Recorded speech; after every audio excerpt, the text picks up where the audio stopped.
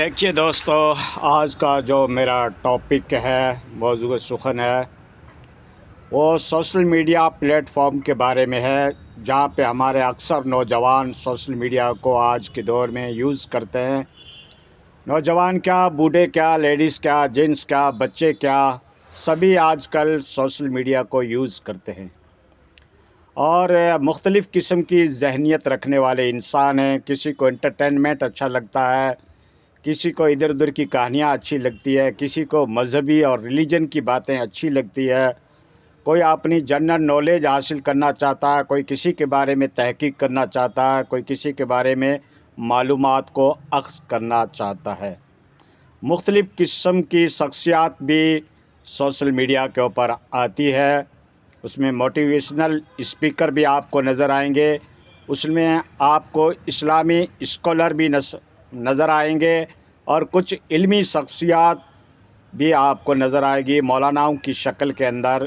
جو دینی باتیں آپ کو بتاتے رہیں گے۔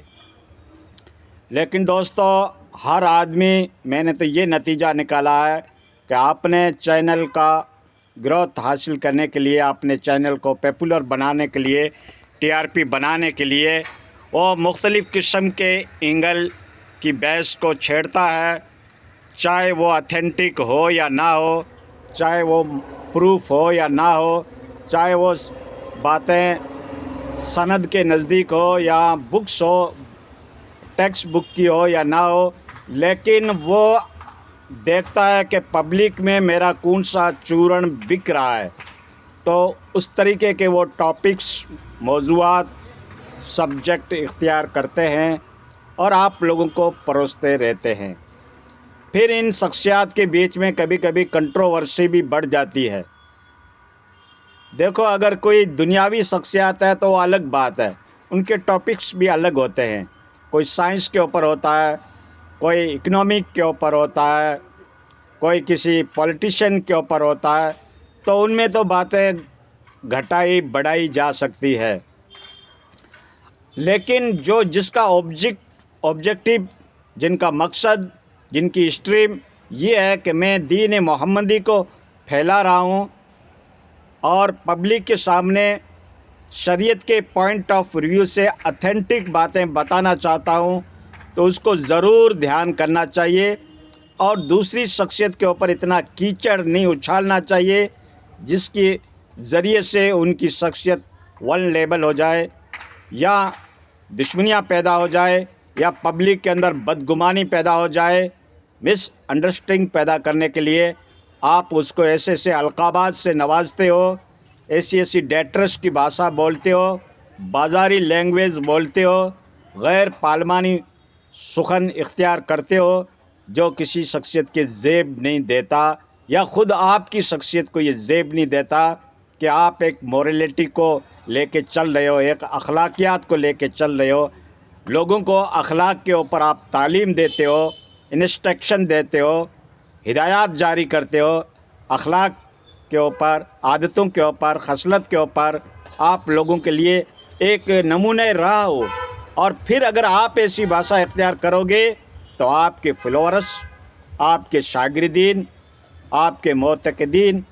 وہ بھی تو ایسی بھاشا بولیں گے۔ تو یہ کون سا دین آپ پروس رہے ہو؟ کسی کے اوپر کفر کے فتوے لگانا، کسی کی خدمات کو زیرو سے ملٹی پلس کر دینا، اور اس کو کہہ دینا، اس کے اوپر جھوٹے جھوٹے ایلیگیشن لگانا، الزام تراشی کرنا کہ یہ تو قادیانی کے ساتھ تعلق رکھتا ہے، یہ تو ودیشی ایجنسیوں کے لیے کام کر رہا ہے، اس کو فلاں سے فنڈنگ ہو رہی ہے، اس طریقے کے الزامات لگانا اور کسی کی شخصیت کو، خدمات کو زیرو سے ملٹی پلس کر دینا، یہ کہاں درست عقل مندی؟ کہاں کی عقل مندی ہے؟ کہاں کی خرد مندی ہے؟ کون سے دین کی تعلیم ہے تمہارے پاس؟ کیا پیغمبر اعظم اس طریقے کی تعلیمات دیتے تھے؟ کیا نبی کی لیگیسی یہی ہے؟ کیا نبی کی اسٹائل یہ ہے؟ کیا خلفائے راشدین کی اسٹائل یہ ہے کہ ایک دوسرے کے اوپر تنقید کرتے تھے، ایک دوسرے سے ورودابھاس رکھتے تھے، کنٹروڈکشن رکھتے تھے؟ تو یہ آپ کون سی لیگیسی لے کے چل رہے ہو؟ جنہوں نے گیٹ آف بنا رکھا دینیات کا، ایک ایسی دینی شخصیت کا امامہ باندھ رکھا ہے، वाइट कपड़े पहन रखे हैं, लंबी दाढ़ियाँ रख रखी है, किसी इदारे से भी मुंसलिक है, पीछे बड़े बड़े पूंछ लगा रखे हैं अलकाब के, मुफ्ती, शेखुल हदीस, शेखुल इस्लाम,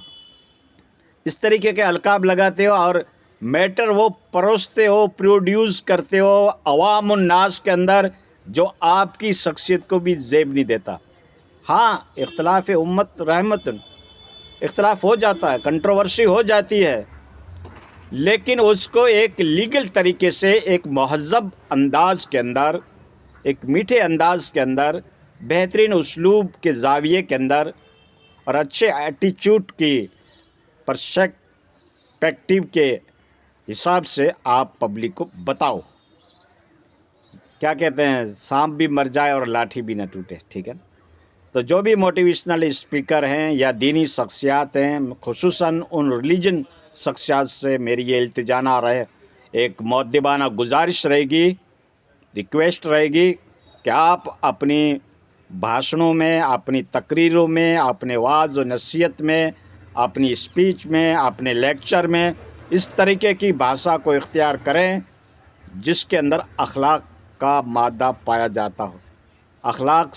एक टपकता हो, तुम्हारी शख्सियत उससे हाईलाइट बने कि वाकई महज़ब शख्सियत है और इसकी बातें सारी ऑथेंटिक है। तो वो आपको प्रूफ देने पड़ेंगे टेक्स्ट बुकों के, जो शरीयत मुक़द्दसा की कुरान और अहादीस, उससे आपको हवाले पेश करने पड़ेंगे, रेफरेंसेस देने पड़ेंगे, दलाइल और आर्गूमेंट आपके रेशनलिटी के ऊपर मबनी हो और वही जिसको रिवीड नॉलेज कहते हैं उसके ऊपर मबनी हो। एक इक्वाइड नॉलेज होता है जो साइंस का नॉलेज होता है, जो साइंस प्रूफ हो चुकी है, ऑथेंटिक हो चुकी है, उसका नॉलेज होता है, उसको इक्वाइड नॉलेज कहते हैं। अगर आपके पास इक्वाइड नॉलेज है तो उसके लॉजिक के हिसाब से, उस रेशनलिटी के हिसाब से आप अगले का दिफा करो। आपका कोई भी अगर कोई सब्जेक्ट है, आपका कोई ग्राउंड है, आपका कोई फील्ड है, आपका कोई मौजू है, जिस मौजू को आप लेके चल रहे हो, आप ज़रूर इस्लाम के ऊपर उठने वाले एतराज़ात और इश्कालात का आप डिफेंस करो, लेकिन दूसरे किसी शख्सियत का भी तो अदब किया करो। ये अदब तुम्हें इस्लाम सिखाता है।